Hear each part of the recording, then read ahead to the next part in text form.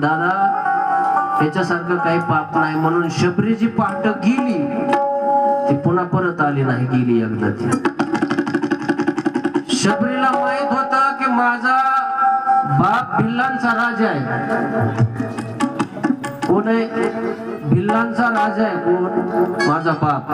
तो काय करील? भिल्लांना पाठवून सगळ्या जंगलात चप्पाना चप्पा छान मारील आणि मला सापडल्याशिवाय राहणार नाही. म्हणून शबरी एका ठिकाणी गेली, तिथं उंट मेलेला होता. अशी दुर्गंधी येत होती त्या उंटाची, पोट फुटलेलं होतं त्या उंटाचं. शबरीला वाटलं त्या पशु प्राण्याची आहुती जाण्यापेक्षा जिवंत प्राण्याची, एखाद्या मेलेल्या प्राण्यापाशी जर सहारा घेतला, त्या ठिकाणी जर थांबलं तर काही वाईट आहे. जरी दुर्गंधी आली तरी शबरी 3 दिवस तिथं थांबली. किती दिवस? मग या लोकांना वाटलं की आता काय